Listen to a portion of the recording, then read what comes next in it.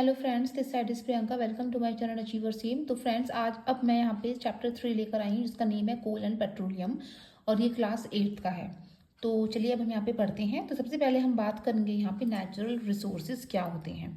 तो what are natural resources? तो the resources that are obtained from nature, यानी जो हमें नेचर से, जो चीज़ें हमें नेचर से ऑब्टेन्ड होती हैं, जैसे कि एयर, वाटर, सॉइल, मिनरल्स, इन चीज़ों को हम क्या कहेंगे? Natural resources. फिर हम बात करेंगे यहाँ पे एग्जॉस्टिबल नेचुरल रिसोर्सेज क्या होती हैं, जो अनलिमिटेड अमाउंट में, यानी जो हमारे अनलिमिटेड प्रेजेंट होते हैं नेचर में, ठीक है, अनलिमिटेड क्वांटिटी में, ठीक है। और ये ह्यूमन एक्टिविटीज के द्वारा नहीं होते हैं, क्योंकि ये क्या होते हैं, नेचर में अनलिमिटेड क्वांटिटी होते हैं, जिसको जैसे कि फॉर एग्जांपल यहाँ पे एयर, सनलाइट, ठीक है। तो इनको हम कहेंगे inexhaustible natural resources. I hope ये आपको समझ में आ रहा होगा। फिर हम करेंगे बात एग्जॉस्टिबल नेचुरल रिसोर्सेज, यानी लिमिटेड क्वांटिटी में, जो लिमिटेड क्वांटिटी में चीज़ें रहती हैं और ह्यूमन एक्टिविटीज़ के द्वारा वो की जाती हैं। फॉर एग्जाम्पल यहाँ पे कोल, पेट्रोलियम, मिनरल, फॉरेस्ट, ये सारी चीज़ें हमारी एग्जॉस्टिबल नेचुरल रिसोर्सेज कहलाती हैं, ठीक है फ्रेंड्स। Exhaustible natural resources. उसके बाद हम बात करेंगे यहाँ पे कार्बोनाइजेशन। कार्बोनाइजेशन क्या प्रोसेस होती है कि जब प्लांट्स और एनिमल्स, जो डेड प्लांट्स और एनिमल्स बरीड हो जाते हैं अर्थ के अंदर, ठीक है, under high temperature and pressure के कारण वो किस में चेंज हो जाती हैं? कोल में कन्वर्ट हो जाती हैं। तो ये प्रोसेस धीरे धीरे होती है, इसी प्रोसेस को हम क्या कहते हैं? कार्बोनाइजेशन, ठीक है फ्रेंड्स। कि कैसी प्रोसेस होती है? स्लो प्रोसेस होती है, ठीक है। तो conversion of dead vegetations into coal, इसी प्रोसेस को हम कार्बोनाइजेशन कहते हैं।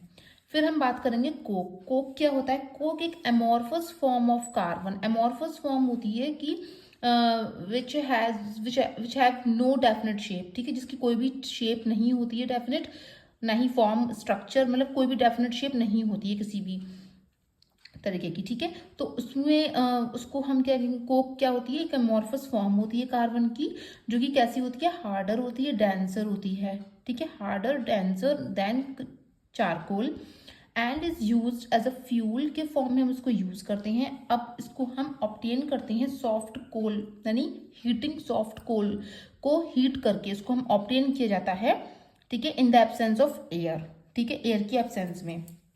और ये कौन सा कलर का होता है? ब्लैक इन कलर, यानी कोक का जो कलर होता है वो कैसा होता है? ब्लैक इन कलर होता है।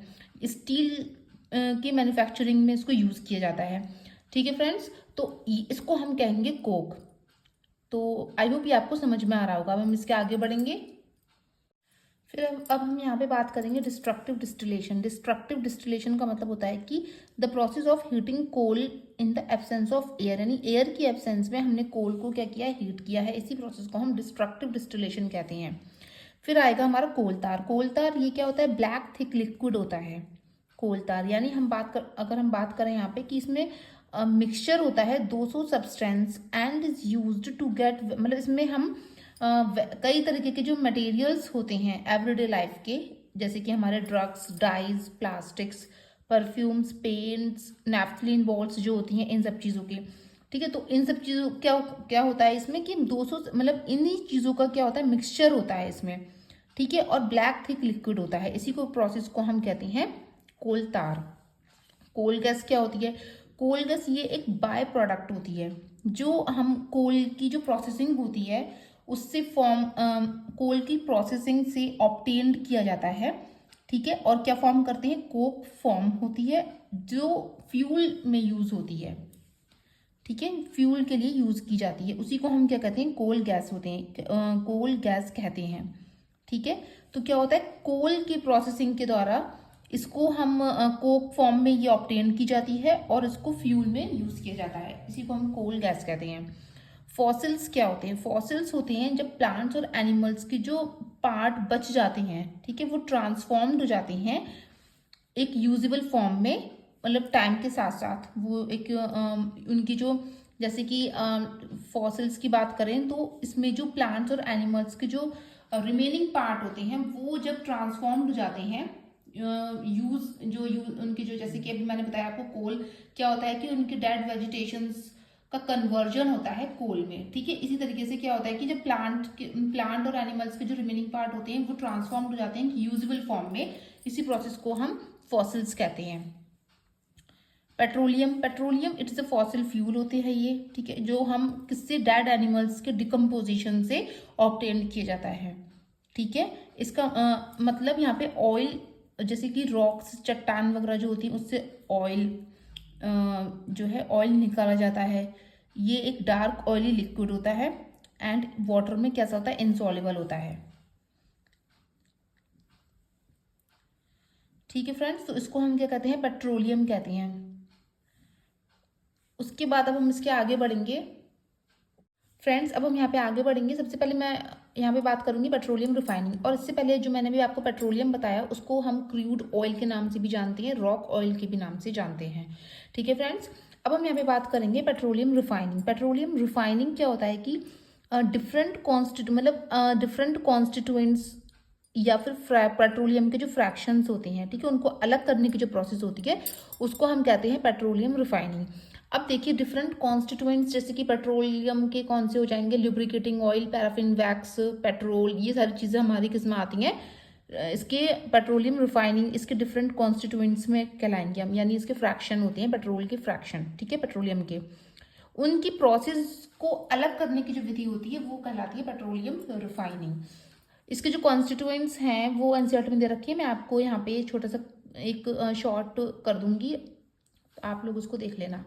अब हम बात करेंगे नेचुरल गैस। तो नेचुरल गैस क्या होती है, नेचुरल गैस को हम स्टोर करते हैं अंडर हाई प्रेशर, ठीक है, और ये इजी होता है ट्रांसपोर्ट करना थ्रू पाइप्स के, मतलब पाइप्स के थ्रू ट्रांसपोर्ट करना इसको इजी होता है, और इसको स्टोर करते हैं हम अंडर हाई प्रेशर में, ठीक है। और क्या करते हैं, एंड रेफर्ड एज सीएनजी इसको हम और क्या बोलते हैं, इसको सीएनजी भी कहते हैं, ठीक है। सीएनजी की जो फुल फॉर्म है वो है कंप्रेस्ड नेचुरल गैस। ये एक नॉन पॉल्यूटिंग फ्यूल कहलाता है, it is a non polluting fuel, और ये हेल्प किस में करता है, number of chemicals and fertilisers के मैन्युफैक्चरिंग में हेल्प करता है, ठीक है। इसको हम natural gas, CNG, compressed natural gas भी कहते हैं, ये नॉन पॉल्यूटिंग फ्यूल होता है।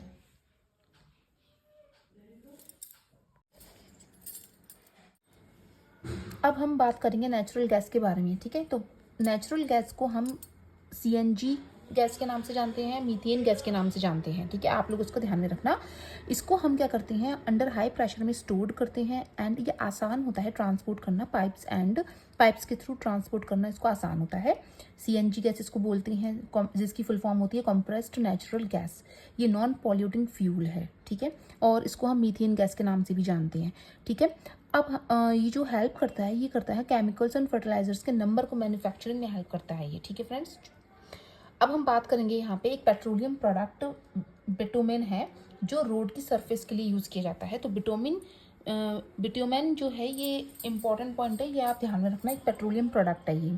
अब हम बात करेंगे यहाँ पे कोल की प्रोसेस, उसको हम मतलब कोल जो है ये कैसे हमें मिला था, वो सब चीज़ों के बारे में हम बात करेंगे। तो सबसे पहले अगर हम बात करें इसकी प्रोसेस के बारे में, तो 300 मिलियन ईयर्स एगो, यानी पहले क्या हुआ था कि अर्थ जो है, मतलब वहाँ पे बहुत सारे पहले फॉरेस्ट होते थे लो लाइन वेटलैंड में, जिससे क्या हुआ, कैलेमिटीज़ के कारण फ्लड वगैरह जिसे आई, तो जो फॉरेस्ट हैं वो वरिड हो गए सॉइल के अंदर। जैसे जैसे टाइम बढ़ता गया सॉइल डिपॉजिटेड होते गए, ठीक है, एक के ऊपर एक, टेम्परेचर बढ़ा, ठीक है, जिससे कि वो क्या हो गए, जो सॉइल जो फॉरेस्ट थे वो और डीपर एंड डीपर सैंक हो गए।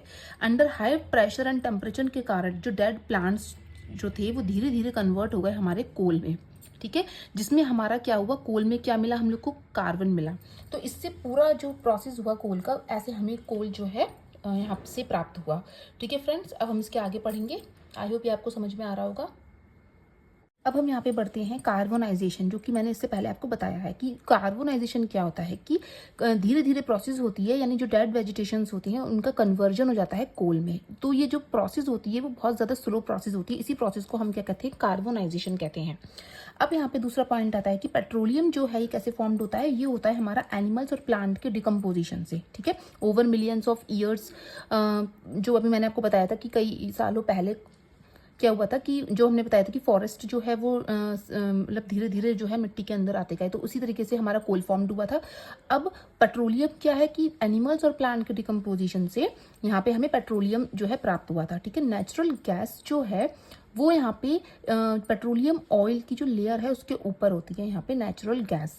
यहाँ पे एग्जाम्पल बताया गया है कि रॉक की मतलब ट्रैप्ड अंडर द रॉक्स, ठीक है, जो कि आपको यहाँ पे समझ में आ रहा होगा।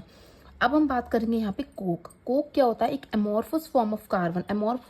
एमॉर्फस फॉर्म होती है कि जिसकी कोई भी शेप नहीं होती है, ठीक है, उसको हम बोलते हैं यहाँ पे कोक जो होता है वो कार्बन की एक एमॉर्फस फॉर्म होती है। यहाँ पे इसको ऑब्टेन्ड करते हैं सॉफ्ट कोल को हीट करके, ठीक है, एयर की एब्सेंस में। कोल प्रोसेस जो होती है ये एक नॉन क्रिस्टलाइन फॉर्म होती है कार्बन की, नॉन क्रिस्टलाइन फॉर्म होती है। ये हमें ऑब्टेन्ड हुई है वेजिटेशन मतलब जो फॉरेस्ट वगैरह जो डेड फॉरेस्ट जो अंदर अभी मैंने आपको बताया था कि डेड फॉरेस्ट वर्ड जाते हैं सॉइल के अंदर, तो वही चीज़ यहाँ पे कैसे फॉर्म्ड होती है? कोल, ठीक है। तो ये कोक एंड कोल में डिफरेंस है, ये चीज़ आप ध्यान में रखना इन दोनों का। एंथ्रासाइट एक प्योरेस्ट फॉर्म होती है कोल की। मैंने एक छोटा सा क्लिप बताया है उसमें एंथ्रासाइट विटामिन इन चीज़ों के बारे में मैंने बता रखा है, ठीक है, तो प्लीज़ आप लोग वो देख लेना। तो एंथ्रासाइट क्या होता है? प्योरेस्ट फॉर्म होती है कोल की। अब यहाँ पे हम कोल ये जो हमने बताया था कोक एंड कोल, ये डिफरेंस है इन दोनों का। अब कोल वैसे ब्लैक इन कलर होता है, हार्ड होता है स्टोन की तरह, ठीक है, और वो फूड बनाने में भी काम आता है। पहले रेलवे इंजन वगैरह में स्टीम प्रोड्यूस करने के लिए वहाँ पे इंजन चलाए जाते थे, तो वहाँ पे हम कोल का जो है यूज़ करते थे, ठीक है। अब फ्यूल जो थर्मल पावर है उसमें फ्यूल का काम करता है, ये प्लांट्स वगैरह थर्मल पावर प्लांट्स जो होती हैं उसमें जो फ्यूल का काम करता है कोल, ठीक है। Electricity and various other industries में कोल का यहाँ पे काम होता है, ठीक है। आई होप ये आपको समझ में आ रहा होगा। अब हम इसके आगे बढ़ेंगे। अब हम यहाँ पे बात करेंगे डिकेंटेशन मेथड। जो डिकेंटेशन मेथड होता है कि पेट्रोलियम और पानी मतलब पेट्रोलियम और वाटर का जो मिक्सचर है उसको हम कैसे अलग कर सकते हैं, वो प्रोसेस होती है हमारी डिकेंटेशन मेथड के द्वारा। जैसे अगर पानी में पेट्रोल डाल दो तो पानी और पेट्रोल मतलब जो पेट्रोल है वो तो ऊपर आ जाता है, जैसे तेल होता है ना, उसी तरीके से। तो हम ये जो प्रोसेस होती है इन दोनों के अलग होने की जो प्रोसेस को हम कैसे अलग करेंगे, तो वो होती है हमारी डिकेंटेशन मैथड। कैरोसिन हमारा यूज़ होता है स्टोव्स, लैम्प्स, जेट एयरक्राफ्ट में। अब पेट्रोल प्रेजेंट है लिमिटेड क्वांटिटी में। नेचर जो हमारे देखा जाए कि हमारे नेचर में पेट्रोल जो है वो हमारे लिमिटेड क्वांटिटी में प्रेजेंट होता है, ठीक है, जो आगे वाले टाइम में लिमिटेड अमाउंट में हमें जो है पेट्रोल प्रेजेंट है इस समय। और क्या होता है कि ये हमारे लिए मतलब यहाँ पे दे रखा है कि it is going to be get exhausted because, क्योंकि ये क्या होता है एक रिन्यूएबल है, ठीक है। सनलाइट एक अनलिमिटेड क्वांटिटी है। एक पॉइंट है यहाँ पे कि पेट्रोल हमारा एक लिमिटेड क्वांटिटी में है, क्योंकि पेट्रोल क्या होता है ये हमारा नॉन रिन्यूएबल है, ये इट इज़ नॉट रिन्यूएबल, ये कैसा है? नॉन रिन्यूएबल है, ठीक है। जबकि सनलाइट हमारी कैसी है? एक अनलिमिटेड क्वांटिटी में नेचर है। यानी यहाँ पे एक ये पॉइंट आया था कि पेट्रोल और सनलाइट यानी रिन्यूएबल एंड नॉन रिन्यूएबल का जो पॉइंट होता है, तो यहाँ पे पेट्रोल हमारा एक क्या है? नॉन रिन्यूएबल है। सनलाइट हमारी रिन्यूएबल में आ जाएगी, एक अनलिमिटेड क्वांटिटी भी है, जबकि पेट्रोल हमारा लिमिटेड क्वांटिटी में है, ठीक है फ्रेंड्स। तो ये चीज़ आप लोग यहाँ पे ध्यान में रखना है इन दोनों का डिफरेंस। तो अब हम मिलते हैं नेक्स्ट वीडियो में। इसके आगे ये चैप्टर जो और इम्पोर्टेंट पॉइंट है मैं यहाँ पे लेकर आऊँगी, ठीक है फ्रेंड्स। तो आप लोग पढ़ते रहिए। Thank you.